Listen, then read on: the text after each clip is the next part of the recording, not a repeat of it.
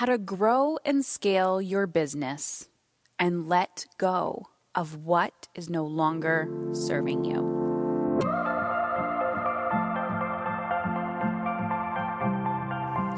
Okay, ladies, I'm back. I'm doing another podcast. Yippee. Today I wanted to talk about, I was actually going to answer a question in the next few days. This is going out on Saturday. There's no podcast on Sunday. So next week, I'm actually going to answer some of the questions that you ladies had regarding the live coaching that I did last week. It was a huge success. I had a lot of hot seat questions come in. And so in the future, I'm going to do more of them, and I will do topics on business and parenting and self-care and relationships. And we will just see where this goes. But in order to be of service to you, I wanted to go through all the hot seat applications and answer kind of some of the common questions that I was getting. And so today I'm going to answer Julia's question. And Julia entered a hot seat, or she applied to be on the hot seat, but we didn't get to her. So I'm going to read Julia's question. And so on the application, I said, what's your magic wand question?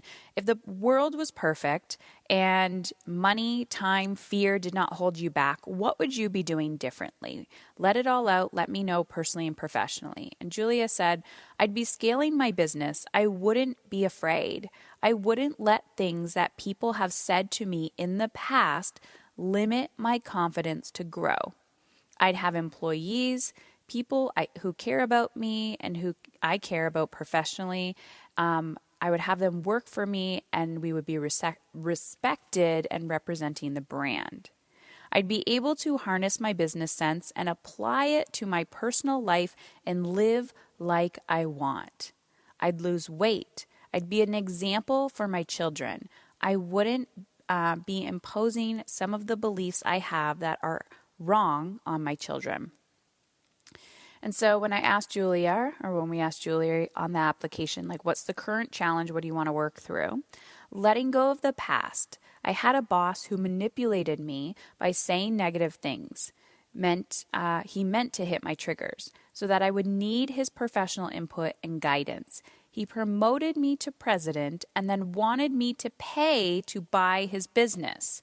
He was trying to make himself important, and I didn't see that. But this went on for 4 years, and it's hard to undo. My husband keeps telling me that I shouldn't be living my life to prove my old boss wrong, but I can't help it. It's like a bug under my skin that is stunting my belief in myself and my belief in my business. Okay. So this is amazing because this is a very common question or situation that I get from a lot of women and all humans, right? We have beliefs, and our beliefs, conscious or subconscious, regardless of where they came from, will drive your future. They will drive and dictate the actions that you take, the thoughts that you think, and the reality that you create for yourself.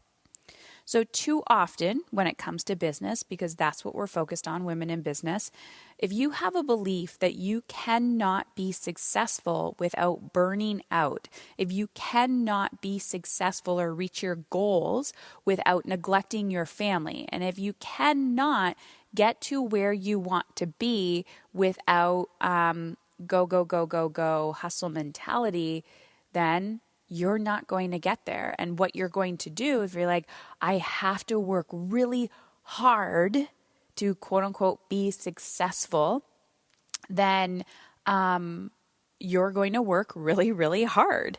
And you will actually never feel like you're reaching that level of success, because you have to first redefine what success means to you.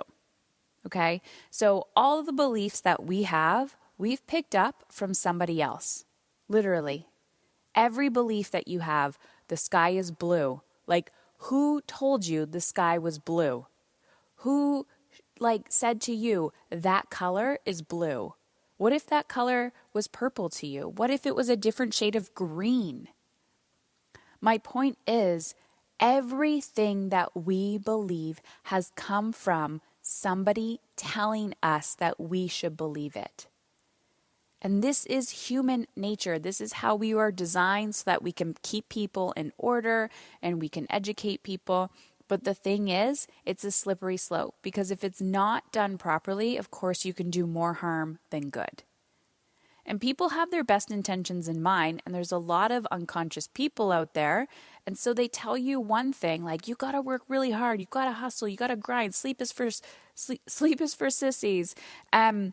There you are, hustling, grinding, doing everything that you can. You're like, this is not my definition of success. So for all of you listening, step one, I want you to redefine what success looks like and feels like to you. And success to me is a feeling.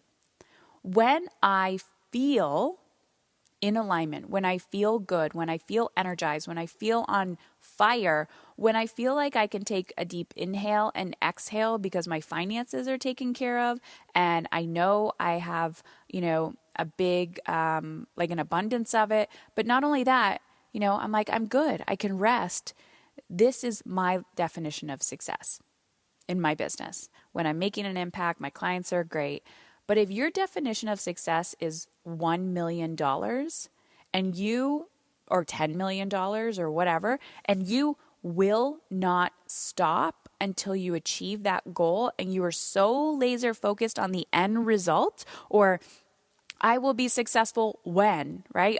When I do this, then I've hit my definition of success. You are going to never get there. Because what we forget to realize is that success is an emotional thing and it's different for everybody. When I look at certain people doing things, I'm like, oh my gosh, you could not pay me enough to do that. And I've had people say that to me. They're like, you couldn't pay me enough to coach people. You couldn't pay me enough to listen to people all the time. I'm like, I love it. I love watching women create transformation. I love working with people and inviting people into my community who feel a little crazy because of their dreams. And, maybe nobody has had their back or those hard parenting struggles or those challenging relationships. But I love working with women who have a glimmer of hope and they're willing to do the work, but they just need somebody else in a community to believe in them as well. And I always say, welcome to the Crazy Club, because this is where we make shit happen and we redefine what success means to us. So how do we change a belief? So for Julia's situation, she's like, okay, I had somebody who manipulated me. Unfortunately, you were in an abusive relationship with your boss. And we get blindsided because one comment is made and we're like, I'll just fluff that off. And it's two comments. And then you're down this rabbit hole and your fear is triggered because you're like, well, this is my job. I got to stay here. We got bills to pay. I can't leave. What am I going to do? If I take legal action, I might lose my job. And so your fear comes up. And so you shrink and you start to lose your power. And when you lose your power, you become vulnerable. And when you become vulnerable, assholes like your boss take advantage of you because they see a weak spot and then they begin to emotionally manipulate you. And this is how they break you down. So then when you leave a manipulative, oh gosh, I can't say that, relationship like this, you come out of it and you go, what just happened to me? What was that? So number 2, you have to create space for yourself. Whether you're taking a leave from your job, whether you quit your job, whether you are going on an extended vacation, it is so, so important for you to create space. You need to create space in your life to get your thoughts in order. Because I see this so often, and it's not just with business and careers, it's in your family as well. Whether you have a chaotic relationship in your home, it's so much easier. It's actually virtually impossible to be able to digest and get your thoughts together when you are in the environment. So when I'm hosting my retreats, I take everyone's cell phones away, and oftentimes there's this, I want to talk to my family, like this uncomfortable connection that you want to have with your family. And that is just codependency. Of course, we love our families and we're connected to them and we want to stay connected. But the point is, it's the codependent need to check in on them all the time because of a fear. Are they being taken care of? Is so-and-so doing enough? And to be able to trust other people and to trust your team and to trust your family, your children, whoever it is, we have to let go and stop trying to control everybody else and start trying to control ourselves. So step 1, get clear on what your definition of success is. Step 2, remove yourself from the environment. If you know it's toxic and you know that it's not healthy, leave. Doesn't mean you're getting a divorce. It doesn't mean you're getting a separation. It doesn't mean you're quitting your job. It doesn't mean that you're throwing in the towel. What you are doing is unplugging to recharge and get your shit together so that you can start with a fresh, clean slate and say, I need to get my thoughts in order. So now that you're on the other side and you know, shit, that was not good for me, what's left? So this is where I am all about personal leadership. So step 3 is about owning how you want to feel and having a conviction and a dedication to your daily practices. And so you have to understand how you want to feel. I know you don't want to feel powerless. So the opposite of that is powerful. You want to feel energized, you want to feel alive, you want to feel strong, you want to feel confident. Awesome. You have to do shit on a daily basis to take your power back. And this isn't just in your work. This is things that have nothing to do with your business. These are things that have nothing to do with your career. How are you generating the energy of power and strength and confidence in your personal life outside of all of your roles? Are you working out? Are you eating clean? Are you doing shit that scares you? Example, people will say to me all the time, I can't podcast possibly. Oh my gosh, what would I say? And all the whole stories. I'm like, you put shit out there. Do a Facebook Live. It's going to scare the crap out of you. You don't need to start a podcast right away, but do a Facebook Live, get an accountability partner, and commit to talking for 5 to 10 minutes every day on a Facebook Live for 30 days. The intention is not to attract people towards you. The intention is not to make money. The intention is actually not to make a difference. The intention is very self-serving, to challenge yourself to do something that you know if you do it consistently enough, on the other side of that, you will gain more confidence. Confidence comes with action. There is absolutely no other way to gain confidence, to gain power, to gain clarity than without action. But in the middle is where vulnerability comes in. And vulnerability, no one wants to feel that shit. No one wants to feel uncomfortable. No one wants to feel angry. No one wants to feel their fear. Actually, people do like to feel angry. No one wants to feel their fear or their guilt. So then they jump into their old pattern. So when you say, how do I let go of the past? How do you let go of the past? You have to understand what you want to create in your future. So when I'm journaling, I'm a huge advocate of journaling. And if you say to me, I don't like it, I don't do it. I don't fucking like it either. But I do the shit that I don't like to do for 5 minutes so that I can create the rest of my life from a place of freedom. So if I'm sitting there with a thought and a story that I cannot be successful because I have this ridiculous fear that if I'm successful, I'm going to lose my family. Is there any truth in that? Maybe. But is it true right now in this moment that if you are successful and you achieve all of your heart's desires, that your whole family is going to leave you? And what is it worth to you? Is it worth staying small, Or is it worth feeling this freedom as you move into who you are and everybody grows and changes with you? It takes courage to be ourselves. So when I'm writing in my journal, I write down my fear. I write down the very scared story that I'm telling myself on a daily basis. Because if I believe that I will never be successful, guess what? My actions are going to dictate my thoughts, and that is going to create my reality. So I start to hijack the cycle, and I will rewrite what I do want to be thinking. I am worthy of my desires. I am worthy of being successful. I am worthy of making an impact in this world. I am worthy of feeling good just for the sake of feeling good, and I don't have to explain myself to anybody. I am worthy of looking in the mirror and loving who I am. I am worthy of what I want.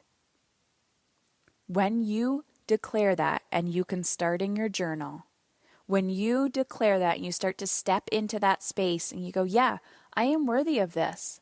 I am. Your actions start to change. And when your actions start to change, your reality starts to change. So how do we let go of the past to create a new future? We ask ourselves, what is one thing that I am going to do differently this month for the next 30 days? Be consistent with that one thing. It might be waking up 30 minutes early. It might be meditating. It might be that you sign up for a race and you're ready to go. It might be that you say no to all parties and events for 1 month. Like, what is that thing that you say yes to that you feel guilty for? What is that thing that you say yes to because you say it from a place of fear? If it doesn't feel good and it's not in alignment, it is time for you to say no and create change. Now, truth bomb. I would not be the woman I am today, the human that I am today, without mentorship. 120%. I would not be the person that I am today. I would not be making the impact I am in my business. I would not be the mother that I am today. And every aspect of my life has improved because of personal development. So when people say, I can't, you are right. You can't. But when you say, interesting, I wonder how this can make an impact. I wonder how I can make shit happen. I wonder how things can change. Let's try to collaborate and figure this out. So right now, for another week or so, applications are still open for Soul Elite. This is a soul-based business coaching experience. There is in-person. Right now, we have one-on-one coaching included, and I'm going to be 100% honest with you. I'm going to be taking on 4 more people, and one-on-one coaching will be included in Soul Elite. After those 4 spots fill up, one-on-one will not be included in Soul Elite. We're shifting up the experience. We're going to scale it. We're going to have additional coaches. I'm still going to be heavily involved in your coaching, but you will not have as much one-on-one access with me. So just for the sake of energetic capacity, of course, I can't be everywhere to everybody. So I have 4 more spots. So if you are interested in rocking 2020 in your business, which is going to make an impact in your personal and professional life, then head on over to heatherchauvin.com/soul elite. So Heather Chauvin, CHAUVIN.com/soul elite. Fill out the application. I personally read it. I will respond. And if I feel you're a good fit, then we will get on the phone to discuss more and see how it feels. If I have questions for you or I need clarification, then I will hit reply and let you know as well. So literally, you're not losing anything by filling out the application. What you're saying is, I'm curious, how can I reach my goals? But if you show up to something and say, I can't, it's absolutely impossible, you will continue to manifest the exact situation that you no longer want in your life. So dig deep. Ask yourself, does this feel good?